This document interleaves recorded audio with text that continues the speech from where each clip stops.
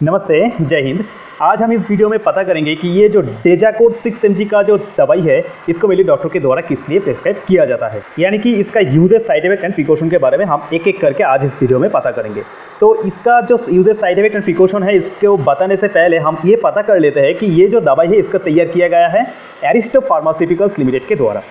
और इसमें कंपोजिशन के तौर पे रहता है डेफ्लाजेकोर, जिसका क्वांटिटी होता है 6 मिलीग्राम, और इसका कीमत होता है 163 रुपये, और इसमें टोटल 10 टैबलेट ही रहता है एक स्ट्रिप में। अभी सबसे महत्वपूर्ण बात ये कि ये जो दवाई है, इसको मेरे डॉक्टर के द्वारा किस लिए प्रेस्क्राइब किया जाता है, यानी कि इसका यूजेस क्या क्या है। इसको मेरे डॉक्टर के द्वारा प्रेस्क्राइब किया जाता है अगर किसी की पैर या फिर हाथ में या फिर हमारी जो शरीर होता है, शरीर की कहीं पे भी बहुत ज़्यादा मात्रा में फूल जाते हैं, यानी कि सूजन आने लगते हैं और उसकी वजह से बहुत ज़्यादा मात्रा में पेन होने लगते हैं, दर्द होने लगते हैं। तो उस तरह का जो दर्द होता है, उसमें से छुटकारा पाने के लिए डॉक्टर के द्वारा कभी कभी इस तरह का जो दवाई है, इसको प्रेस्क्राइब किया जाता है। और ये जो मैंने बताया ना कि शरीर में कहीं पे भी चोट आने लगते हैं, यानी कि सूजन आने की वजह से बहुत ज़्यादा मात्रा में पेन होने लगते हैं, ये बहुत ज़्यादा मात्रा में बुजुर्ग लोगों में ही देखा जाता है, ठीक है। और ये एक स्टेरॉइड जैसा दवाई है, तो इसको लेने से पहले ज़रूर एक बार डॉक्टर के साथ परामर्श कर लीजिएगा।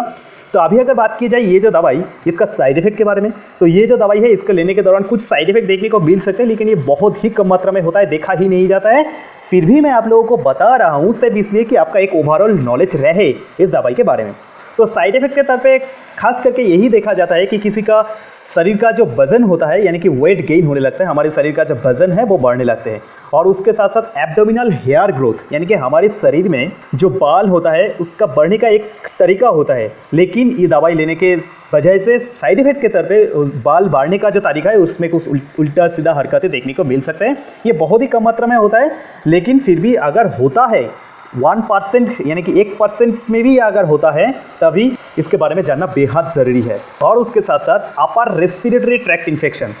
यानी कि हमारे जो ऊपरी जो श्वास नाली है, उसमें कुछ इन्फेक्शन जैसा देखने को मिल सकते हैं। और उसके साथ साथ हमारी खाने का जो रुचि है, उसमें रुचि घटने लगते हैं, यानी कि लॉस ऑफ एपेटाइट, हमारी खाने में जो रुचि है वो घटने लगते हैं। यही था ये जो दवाई, इसका साइड इफेक्ट। और उसके साथ साथ अभी सबसे महत्वपूर्ण बात ये आ जाता है कि इसका यूजेस और साइड इफेक्ट के बारे में तो हम लोग पता कर लिया, लेकिन सबसे महत्वपूर्ण बात ये होता है कि इस तरह का जो दवाई है, इसको लेने के दौरान किस तरह का जो प्रिकॉशन है वो बरतनी पड़ेगा, और जो सावधानियां है वो हम लोगों को मानना पड़ेगा। तो सबसे पहले ये आ जाता है कि ये जो दवाई है, इसको लेने के दौरान आप किसी भी तरह का जो अल्कोहल होता है वो आप बिल्कुल भी नहीं ले सकते, और उसके साथ साथ जो स्मोकिंग वगैरह होता है वो भी आप बिल्कुल भी नहीं कर सकते।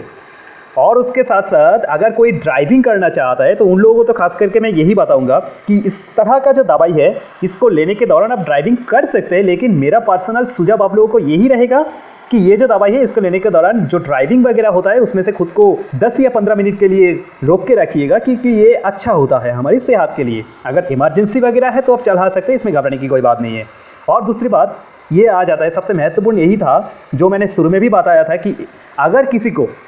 पहले से ही लीवर और किडनी जैसा क्रॉनिक डिजीज है, तो उन लोगों को तो खास करके मैं यही बताऊंगा कि इस तरह का जो दवाई है, इसको लेने से पहले ज़रूर डॉक्टर के साथ एक प्रॉपर डिस्कशन कर लीजिएगा। आपका शारीरिक जो सार्विक जो हालात है वो समझते हुए डॉक्टर अगर आपको प्रेस्क्राइब करेंगे, तभी इस तरह का जो दवाई है वो आप लीजिएगा, नहीं तो खुद के मन मुताबिक कोई भी फार्मेसी में जाके इस तरह का जो दवाई है, इसको लेने की भूल भी कभी भी मत करिएगा।